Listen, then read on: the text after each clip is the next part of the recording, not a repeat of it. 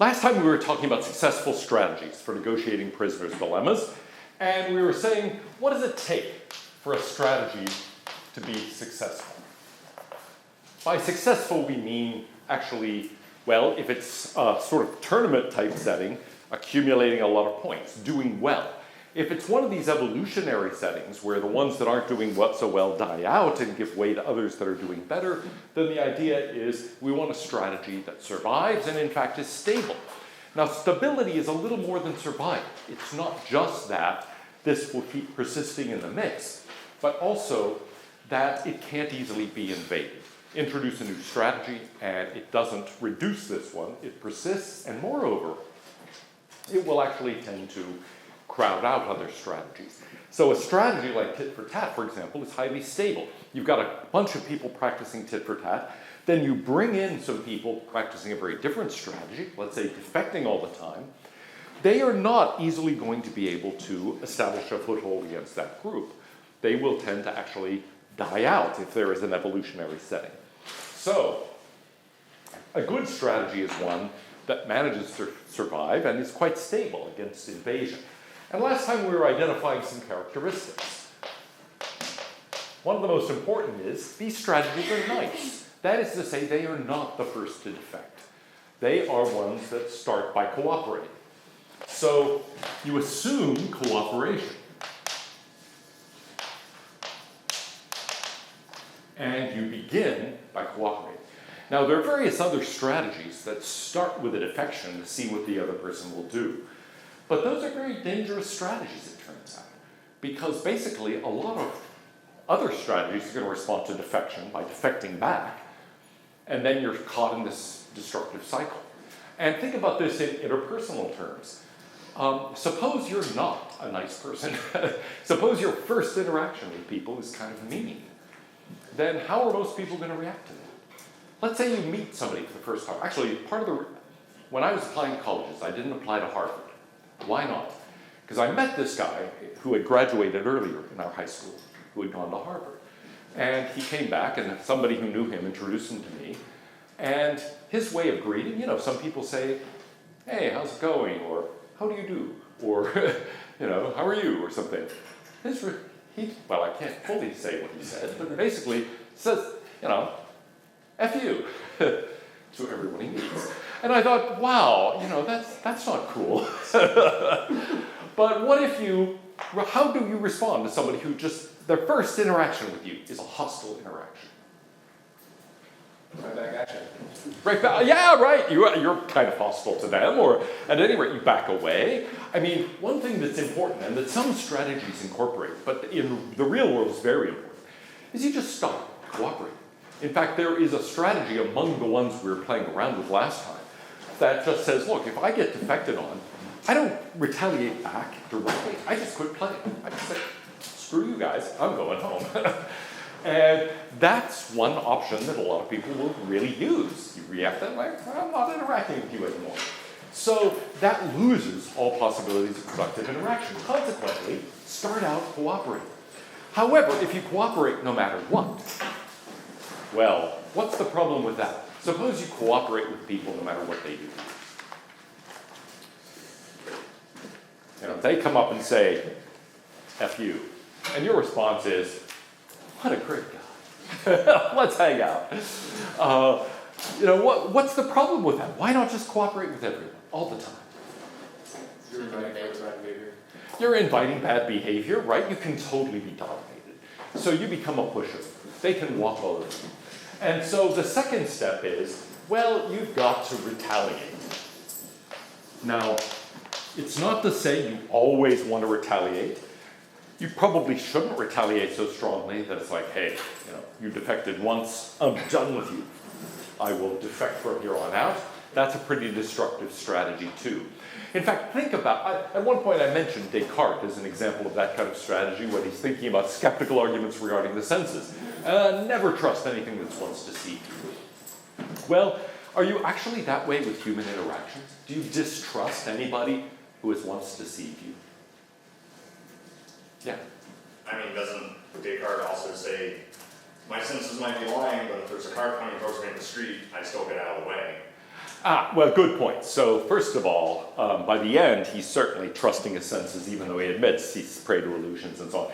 But even at that point, you're absolutely right. I mean, there is one ancient skeptic who took it so far as to basically ignore all information of the senses. His students had to lead him around and keep him from being run over by chariots in the street. But most skeptics have not done that. Hume, for example, says, yes, I doubt all these things in the seminar room, but then I go back to playing billiards, and I now do indeed, assume that my striking the cue ball will cause it to move, and it will cause the other ball to move, and I put away all of these skeptical worries. So you're right, even the skeptic, unless you're actually Pyrrhon and have to be led around by other people to survive, they don't really assume this. And in human interactions, we don't assume this, right? I mean, has anybody ever deceived you, and yet you've gone on later to trust them? Did your parents ever tell you something that was false? But now, so, do you find out, let's say, that one of these childhood stories is not true? That, for example, there is no Easter bunny? I'm sorry. but you find that out, and then you say, I'll never trust you again. I'm done with you, parents. I'm leaving. No, you don't do that. Okay, so that would be highly destructive. You have to respond. You can't become a pushover, but on the other hand, you also don't want to be so retaliatory. And so one way of putting this is to say, more generally, you need to reciprocate. You need to respond positively to offers of cooperation, but also respond negatively, at least to some degree, to defections. And if you don't do either one of those, you're going to miss out on a lot of positive interactions. Well, what else? One thing we saw is it's important not to be envious. Don't compare yourself to other people or try to be too competitive. Tit-for-Tat wins not by beating others in a one-to-one competition. It never exceeds the person it's playing against. On the other hand, it wins these tournaments with a high degree of reliability. Not always, as we've seen. It depends on the mix, it depends on the payoffs and all of that. But nevertheless, it's very successful. Why does it manage to be successful? It's not because it beats others one-on-one. It's because it has lots of productive interactions and doesn't get entangled in negative ones. So it's important not to be envious. No, to put this in more human terms, don't compare yourself to other people all the time, and don't be too competitive. It's good to be maybe a little bit competitive, to strive to excel, but you shouldn't be so competitive that you become tied in and start engaging in these negative interactions, because the attempt to beat the other person will actually become negative. I have a friend who actually he's very competitive himself, he wanted his kids to be competitive. So he said, it was time for bed. I never just said, well, let's go upstairs to bed or something. I said, race you upstairs. And he would, play a lot of games, and he was very competitive. And I said, well, did you, when they were little, did you let them win? He said, oh, never let them win. Never let them win. Always make them beat you. Okay? No. Now, how'd the kids turn out? Yeah, good question. How did the kids turn out? You can imagine how the kids turned out. Don't do that. You can train people to become envious or highly competitive in that setting, but it leads to a lot of destructive interactions, to people fearing interactions at all. It leads to large psychiatrist bills and so on. So be careful about that. The last thing is, Axelrod puts this negatively, don't be too clever. Okay, it sounds strange for a philosophy professor to say, don't be too clever. But in a sense, it's like, look, be clear. Good advice in philosophy, actually. Be clear, don't be too clever. Okay, difference between analytic philosophy and continental philosophy. Okay. That's a dirty slap, but in a way, it's sort of true. Try to be clear. Try to make sure the other person can understand what you're doing. Okay? Now, what's the point of that? Well, there are two dimensions to it. So, games of incomplete information.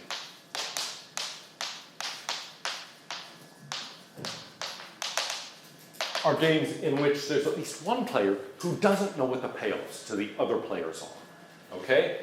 So there is not complete knowledge of the payoffs. But then, of course, there's a second problem, which is misinterpretation. So I might not just misinterpret the game you're playing by not knowing the payoffs to you, knowing, let's say, what these outcomes will mean for me, but I don't know what they'll mean for you. And in ordinary interactions, that's often true, right? I know what I care about. I don't necessarily know what you care about or value, or how much. So, but then there's the misinterpretation where you're actually trying to cooperate, but I misinterpret your cooperation as defection. Or maybe you're actually trying to defect, or maybe you're succeeding in defecting, and I misinterpret it as cooperation. So it can work either way. What would be an example of somebody trying to be cooperative, but getting misinterpreted as defective? In other words, you're trying to be nice, you're trying to cooperate with the other person, but they don't get it, and they think you're being mean to them. Yeah. One of the funny ones is like when you see someone try to help an old lady across the street and she thinks like she's being attacked or whatever. Oh, okay, you're trying to help this old lady across the street. She immediately starts beating you with her umbrella, right? Oh, those young people, they're always trying to snatch my purse. That would be a case where your attempted cooperation is misinterpreted as defection. It can go the other way. You're actually defecting, and the other person misinterprets that as cooperation. What would be an example of that? Like gaslighting. Ooh, gaslighting, yes. Yes, that's a term that comes from a 1948 movie with Ingrid Bergman and Charles Boyer, where he is her husband and he convinces her she's going crazy. Because in fact, he's going up into the attic and searching for this very valuable jewel, as I recall. And he doesn't want her to know what he's doing, so he claims he's going out in the evening. And then he goes up there, but he messes with the lighting and he does all sorts of things to convince her that she's going nuts. And she's hearing all these things, but oh, there's no noise in them. Well, he does it in this wonderful French accent, I can't quite imitate. But anyway, it's now become a term for, confusing the other person, making them think it's their problem instead of your problem. You're in fact defecting. You're doing something awful to them. But when they say, wait a minute, what are you doing? That, oh, no, you're misperceiving it. I'm being highly cooperative. I'm protecting you, etc. So that would be a good example. Now, both of those are real problems. And so if you're too clever, you're going to make the other person, first of all, more likely to misinterpret what you're doing. Because you're playing some sort of game and they don't get what you're doing, and so they think you're just not being cooperative, for example. But also, they may think, I don't even know what game you're playing. I don't know what you're trying to do. And in politics, this happens all the time, where one side accuses the other of something dastardly, and it's partly because they don't know the payoffs on the other side. They don't understand what the politician on the other side is doing. And sometimes they just say, I don't understand what you're doing. Your foreign policy makes no sense to me. I don't get it. At other times, they think, well, gosh, I'm going to assume it's this kind of game, when it might not be at all. So in any event, those are serious problems. Now, I want to think about problems that arise if we actually take all of this on board and we think, well, all right, tit-for-tat does have these properties. It's easy to understand. You cooperate with me, I cooperate with you. You defect, I defect back. Very easy to understand. It starts with cooperation. It does retaliate. It reciprocates both defection and cooperation. It is a strategy that is not envious. I'm not trying to beat you. I'm just trying to repay in the same coin what you do to me. It's very clear. But now, there are problems with it. And not just with tit-for-tat, but also with tit-for-two-tats or a slow version of tit-for-tat or whatever. I mean, all of those are going to encounter certain difficulties. Even though they're really successful strategies and stable in a lot of contexts and so on, they aren't perfect. So what are some problems? Suppose we all decide, you've convinced me. We will all engage with other people by the following ethical principle. Be reciprocal, okay? Confucius said there is one principle that applies to all of life, reciprocity. Don't do to others what you wouldn't want done to you. Well, actually, this version of reciprocity is do to others what they have done to you. That's rather different from the Confucian idea or the Christian idea. Because once don't go do it, yeah, like, hey, you treated me well, I'll treat you well. You treated me badly, I'll treat you badly. So suppose we have that idea of reciprocity. What could go wrong? Yeah. It can just lead to like mutually assured destruction between the two people. Like one person's just always being negative and like always being hostile to you, then like and you're always taking that back, and it's just a constant loop of self-destruction. Ooh, all right, good.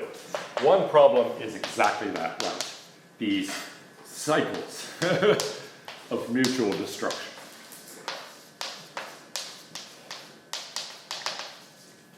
So think about what happens. Let's say we've got two players, and they're both playing tit-for-tat. So we've got player A and player B. And now they both start cooperating. So that's good. But now, well, what's going to go wrong? Now, one thing is, suppose they encounter somebody who occasionally defects, right? So suppose you've got somebody like the Joss strategy that says, well, I'll basically do this, but I'll sneak in an occasional defection. Or suppose you simply have this sort of problem, a misinterpretation. The person is trying to actually cooperate, but let's say they misunderstand what you want them to do. They misunderstand what would be cooperative, and so they do something you interpret as a defection. So here, let's say B does what is, I'll put a little star by it to indicate maybe that's real, but it might just be a misinterpretation, a misunderstanding. So a misunderstanding arises. Well, A cooperated up to that point, but now what happens on the next round? What does A do? A defects. It's like, wait, you defected. I'm going to defect back. Now B is going to do what A did last time, so we'll still cooperate. But now what happens? A says, well, good, you cooperated with me, so I'll cooperate again. But B says, oh, you defected. You bastard, I'll get you. And now you can maybe see what happens. Wait, you defected? I'm going to defect again. You cooperated, okay, that's cool. And in short, you just get this kind of pattern continuing. Right? So one thing, whether it's real or whether it's just a misinterpretation, generates this destructive cycle. Now, if the payoff for defecting is huge and the payoff for cooperating is not that high, this could actually lead to mutual benefit. But usually it doesn't. Usually the payoff for cooperation is very significant. And so actually this represents a really bad outcome. Now, what could we do to actually stop this or get out of it? Yeah. You could accept multiple defections before you defect. Ah, okay, good. So one possibility is be slow to defect. There's a book on strategy by Dixit and Nalabuff, and they argue in favor of this. They say, look, you should just start by cooperating and continue cooperating until the level of defection hits a certain unacceptable level. Then revert to tit-for-tat. So basically, ignore the first. It could be ignore the first, but it's like, their idea is more like, ignore defections as long as they're under 10% or whatever it is, right? As long as they're at an acceptable level, don't worry about it. Think, I could be misinterpreting. Keep going until finally it becomes unacceptable. Then play tit-for-tat. So, in short, become slow to defect. Forgive the first few. Or, wait until it becomes unacceptable. Other possibilities. Yeah. Could it like recognize the pattern of like the cycle and then choose to cooperate? Ah, okay, good. You could recognize this cycle and say, aha, now how can I get out of that? Well, throw in a random act of kindness, right? So in short, you could recognize something about this and forgive, okay? Maybe it would be through a random act of kindness or cooperation. Maybe you have some way of recognizing the cycle and saying, let's stop the cycle, I'm going to cooperate now, and in effect do a reset. So it could be that. We could just say, whenever you get into one of these destructive cycles, start over. Right? Start again by cooperating and cooperate until it becomes unacceptable. Yeah?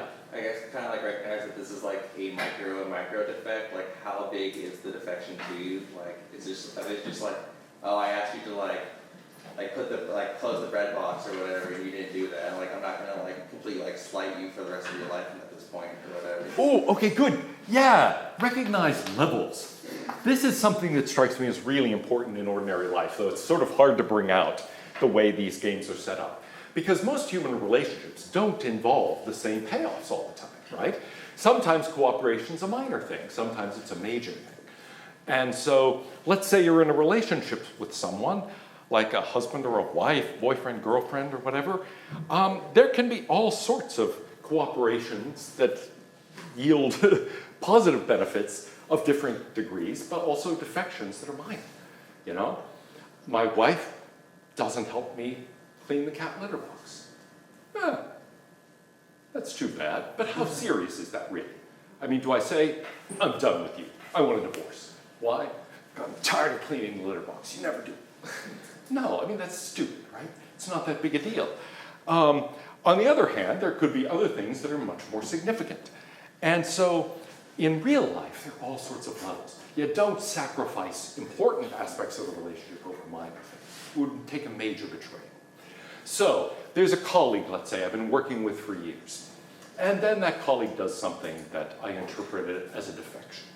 For example, he publishes a book. And I start reading his book. And I realize I wrote chapter 1. Okay, this really happened. It's like, wait, I wrote this. These are my words. And I'm not even given credit in the introduction, but I wrote chapter 1.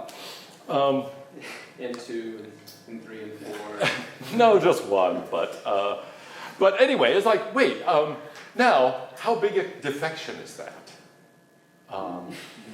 It's pretty big. That's not trivial. On the other hand, I sort of think, well, look, we've been working together for years. It's been highly productive for both of us. I'm not going to mess it up over this one thing, right? And so I don't. Yes. So like, it seems like both people choose their like strategies independently, right? So it's really hard to come with agreement. Like usually we have like a third person party. Maybe they have like shared code or something like that. Or like shared circumstances where it's Okay, good. Yeah. People do tend to engage in these acts of cooperation in a context. And often, a defection doesn't just affect the next thing, it affects that context in a way, right? And so you think, wait a minute, this is a highly productive and good context in which we have lots of other interactions. I don't want to mess up that future stream and pollute the context by overreacting to what is a small defection. On the other hand, if it's a major defection, I think, well, now the whole context has changed. Then that's something that does make me think, well, wait, I have to reevaluate this whole thing. So think about the kind of thing that would lead you to actually drop a friend you've been friends with for years, or that would lead you to break up with somebody in a romantic relationship. What kind of thing would it have to be?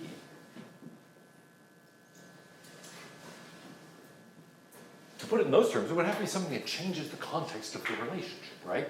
Now, maybe it's one big thing. Maybe it's just a ton of little things. So it might be not just, well, it's not just that, but it's this and that and that and that and that. And what it amounts to is like, there's no cooperation on any level here. So it's sometimes that. But it does involve either a pattern or something that is big enough to affect us. By the way, this is why it strikes me as a very weird thing for people to focus on microaggressions and other things like that. What does it mean? It's basically training people to respond to defections, or what they perceive as defections, all over the place. What does that do to prospects for cooperation? It really undermines it. Now, if the context is such that, you are being gaslighted, then maybe you should respond to small things like the lights flickering and so on. But on the other hand, if you're not, this is a way of maximizing the chances of misinterpretation and leading to these destructive cycles. So you've got to be very careful about what you take as shaping the context enough to risk getting into one of these. Now, let's think about other kinds of problems we might face if we are playing something like this strategy.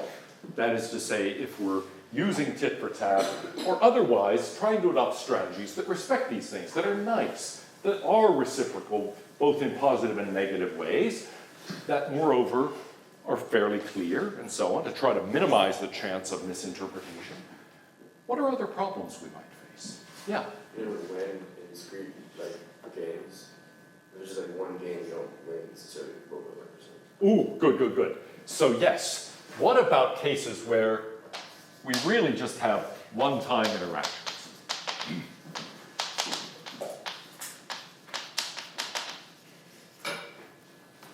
Now, the strategy says cooperate. And so, yeah, all these nice people are going to cooperate with one another, even in a one-time interaction. But on the other hand, that sets up two possible problems. So the first problem is a problem of incentives. If the payoffs for defecting are high enough, people are going to be tempted to defect. And it's going to be hard to practice that strategy of cooperating first. Because you're going to realize, wait, I'm never going to see this again. We're never going to interact again. Why should I cooperate with them? Now, my rule says cooperate, but I might realize, there's a terrible temptation not to. And so it may be just hard for me to overcome those incentives. So there's the problem of, well, incentives, or to put it another way, there's the problem of temptation. But there's another problem, which is just losing the game. I realized, wait, I could actually defect and win over this other person, and I'm losing that opportunity. So I'm missing out on that.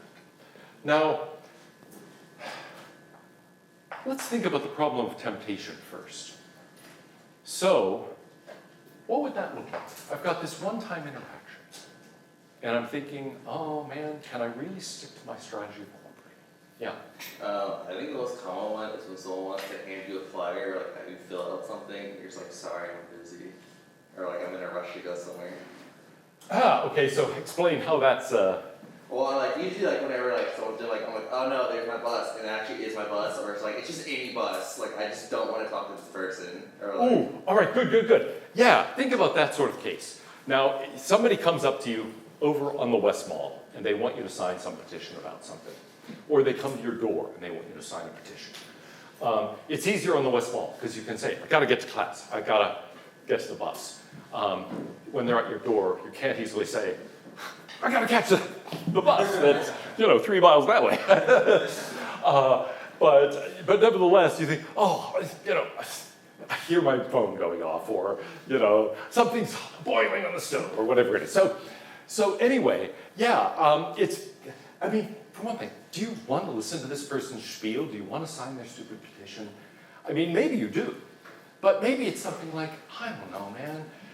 Hey, there's Bill, blah, blah, blah, before the legislature, and you want, I'd like to tell you about it. Or they show up at the door and say, have you heard about the Book of Mormon? Or, whatever it happens to be. You might think, I don't know if I want to listen to this.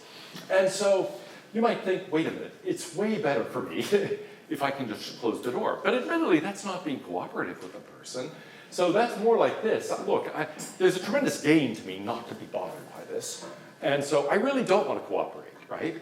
I'm going to be tempted not to. And moreover, I probably shouldn't, really, just out of self-preservation. Lots of people want my cooperation, but I don't want to cooperate with. And so that's a good case. Are there other cases like that? Where, look, it's like a one-time thing, you're never going to see this person again, so there's a pretty strong incentive not to cooperate. Yeah? You tell a lie, which eventually will be found out for. Okay, good, telling a lie. If it's somebody you're going to interact with very frequently, you might think there's a real danger to lying. Because after all, that person may realize, I may get caught, I might get found out. But suppose it's somebody you're never going to see. Why tell them the truth? And indeed, I know someone who lies for the fun of it in such contexts. Somebody comes up and wants him to sign the petition. So I said, sure, I'll sign. And he signs some bogus name and some bogus address. But yeah, those kinds of one-time interactions. If you think you're going to see this person all the time, that's going to govern the way you are. You're going to behave toward them. But if you're not, it's kind of like, oh gosh, who cares, really? Yeah. Isn't there a risk of misinterpretation at that level? Like you think it's a one-time interaction, but it's actually like, oh, hey, this person is actually your soon-to-be boss at your new job, and you just didn't know it? Ooh, good. So yes, there are, how do you know it's a one-time interaction? Sometimes you can be pretty sure. This was at a fairly large university, for example, and so you can think, yeah, I'm not really going to encounter this person again. But wait a minute, then, you go to your next class, and there they are, or something. And so, you can't be sure of that sort of thing. And the smaller the community, the more it's like, wait, I've never seen you before, but who's to say whether I'll see you again? I might. And yeah, in the sort of sitcom scenario, it turns out you're my new boss, or that type of thing. And so it can be very awkward. We aren't always tremendously good at recognizing when this is a one-time interaction. And actually, part of what made that dynamic weird is that she was assuming this is a one-time interaction. I want it to be a one-time interaction. Whereas the guy was like, she gave me her phone number. So he was thinking it was going to be a continuing interaction. And that creates all sorts of problems of these kinds. Yeah? Actually, it became a prolonged interaction, but I always treated it as like one-off interactions. It's like whenever I was younger, my grandmother always needed me to go to church with her whenever I visited my dad in Georgia. And every time like they passed alms or did like prayer-related things like standing and sitting, I was like, no, thank you. I'll just remain seated, or like I won't donate. Like, because then like, hey, I don't go to church to begin with, so I'm like, I'm not gonna give to like some random church in Georgia. Like I'm not part of this community or anything like that. So I always just treated like it as a one-off interaction. Okay, right. Notice that visitors often can reasonably assume something is a one-time interaction, or at least have a good excuse for acting as if it is.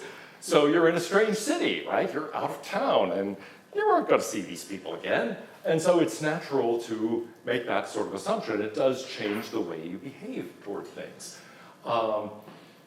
And sometimes quite reasonably, even when it's not that reasonable, there's going to be a temptation to do it. And so next time we'll talk a lot more about that kind of thing. What other kinds of problems might we face if we're all playing tit-for-tat? Yeah? The same rules would apply for the final interaction, right? Oh, yes. And in fact, yes. A lot of arguments in game theory go this way. Look what would happen if we know this is our last interaction. There's no further incentive to cooperate, right, if the payoff for defecting is big enough. So actually, we have a pretty strong incentive to defect on the last interaction. But then I can think, well, what about the next to last? I know you're going to defect next time because it's rational to defect on the last. So the next to last one is the one that's the last one before the last one, where I know you're going to defect. So there's an incentive to defect there too, because I know the next one's going to be a defection. But then what about the one before that? I know it's nothing but defections after this. This is called a backward induction argument. And it's often used in game theory to say, oh, so the rational thing is just defect all the way through. Because I can think, oh, we're going to think various. Now, here's the way people try to get away from this. How do you know when Axelrod, in fact, after the first round of the tournament, where a lot of the rules started messing around with the last round, do this, or the last few rounds, do this, instead said, well, wait a minute. I'm going to just create a certain probability that the game will end here. Because most of the time we don't know that this is our final interaction. Now you might. You're there on your deathbed, and you know this is the last time you're going to see so-and-so. So you might decide to be really uncooperative on your deathbed. I don't really recommend that, but I mean, you could be. Kind of like Homer Simpson saying to Bart, you're adopted and I don't like you, when he thinks he's going to die. So that sort of thing could happen, but realistically, most of the time we don't know whether this is our last interaction. But that is crucial, because if you think, wait, this is the last time, then it's just as if it's a one-time interaction. But then you can process the same argument all the way back. Yeah? What about like feelings, like if you defect on the last time and they cooperate, isn't there like a sense of guilt to be had or something like that? You would think, but not always. Yeah, go ahead. Yeah, I mean, it's close enough to Game of Thrones coming back, but I think I can make this example. Like, there's a character whose whole family is killed, and she drinks poison, and she's just been captured. And she reveals to her captor that she was the one who killed the captor's son. So there's not really much guilt there, because your whole family's just been slaughtered. Is there guilt for spoiling the show? Hmm? I'm just kidding. Well, Seriously? yeah, there is, I mean, actually Game of Thrones presents lots of very interesting examples for game theory while we're thinking about. A cousin of mine convinced her mom to watch Game of Thrones, so she got all the way through the first season and then was saying, oh, but there's this one character's name, I can't remember the name, who is that person? And my cousin, whose name is Jamie, said, her name is Jamie. You can't remember the name Jamie? Grown daughter's name. Anyway, so that seems like a bad, if unintentional defection, by the way. But yeah, there are all sorts of settings like this where you might think, wait, you've defected in the past, so I certainly don't feel guilty about defecting now. Yeah. Maybe like too much compromising.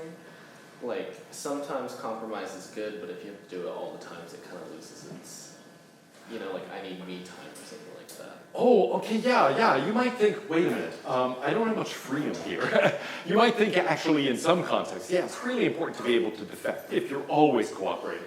So that's not really a one-time interaction. Let's say it's a space for self-interest. You may think, wait, sometimes I just have to do what I have to do, okay? And if you interpret that as a defection, we have to agree to cooperate in a meta sense by giving ourselves space to do this. And indeed, in a lot of relationships, it might be like that. Because you helped me empty the dishwasher, don't think I now have to go to the park with you and help you walk the dog.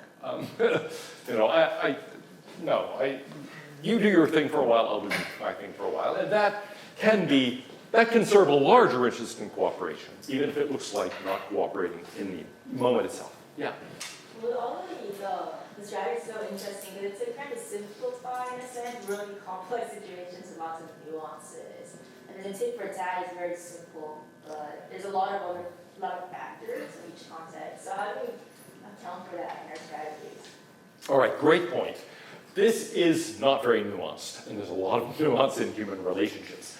So I think a really helpful way to think about this is to think back to those 4 relationship types in relationship regulation theory.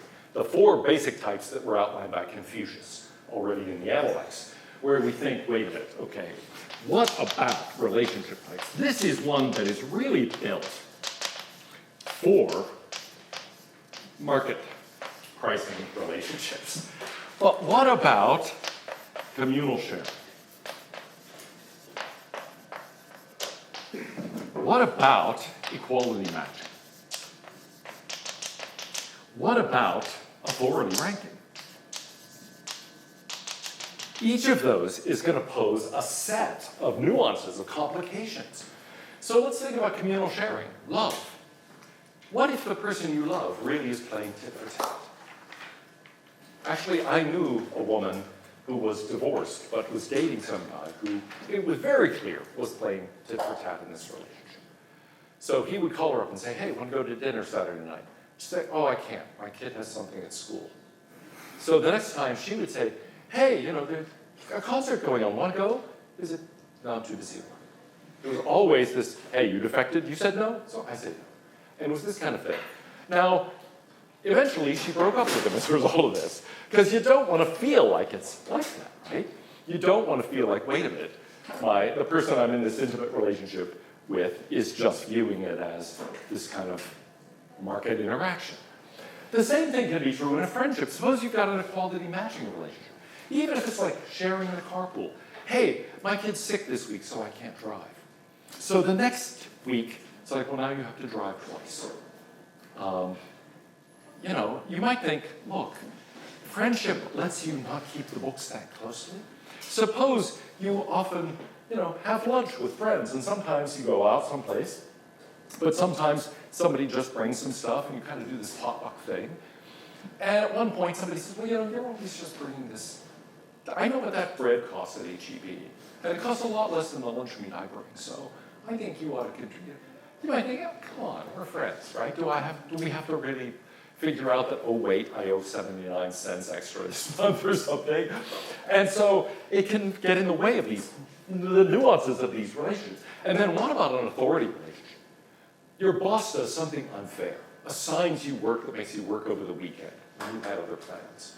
And you think, but there are other people better qualified to do this. Why me? It seems unjust to you. So do you purposely screw it up to get back at the boss? Repay that defection with a defection? It's like a good way to get fired. Right? So you may think, look, within the authority relationship, I actually can't retaliate. I'd love to retaliate, but I can't retaliate. And so all of those are going to be sources of some nuances. And I'm not saying those are the only sources, but those are big sources of nuance that this is not capturing at all. All right, next time we're going to think about institutional structures for trying to build a structure that actually encourages cooperation and makes all of this easier.